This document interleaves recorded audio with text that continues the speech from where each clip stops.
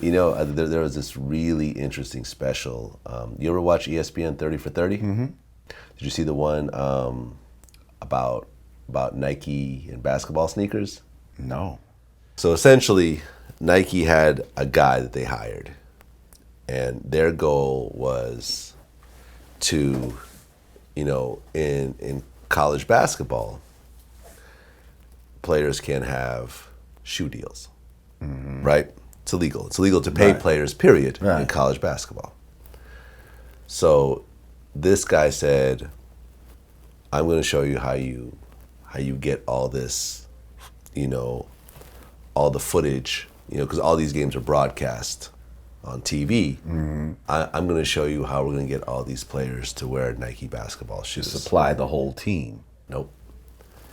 They started putting the coaches on payroll. So now that's not illegal. That's not illegal. Right. So you essentially had Nike paying coaches more than the school was paying the coaches.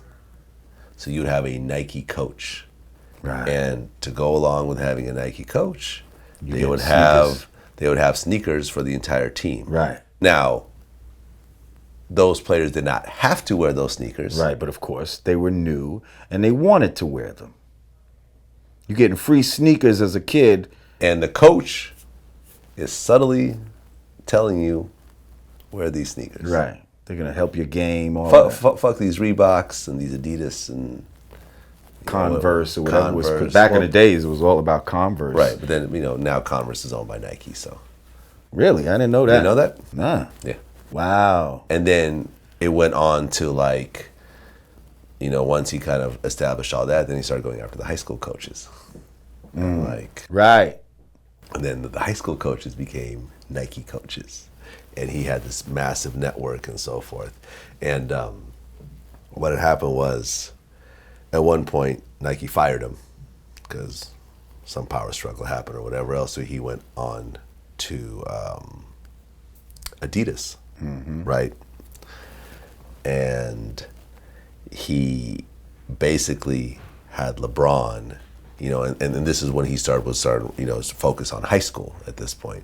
So he basically had this really close relationship with LeBron's mom. He was living out there and really kind of, he knew that LeBron was going to be the next big thing. Mm-hmm.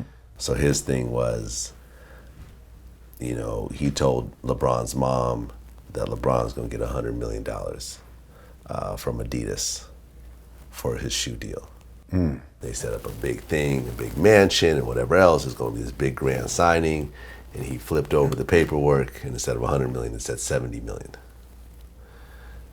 Someone at Adidas basically second-guessed him and undercut the deal that he had promised them. And fucked it all up. And they could have had LeBron. Nike came in with $90 million, and he went with Nike. Wow. And the rest is history.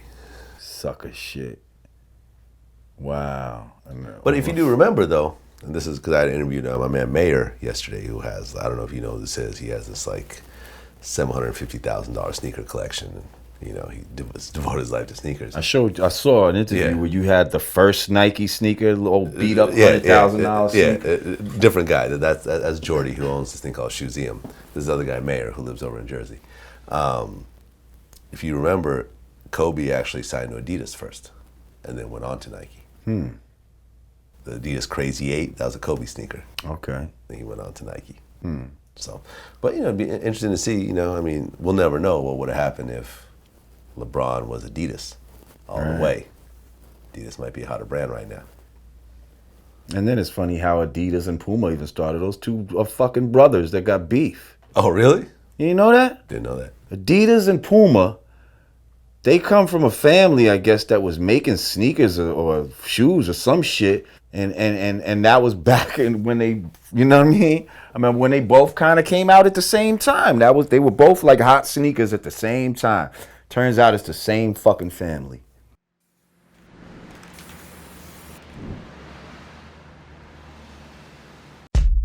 This shoe is worth how much you think right now?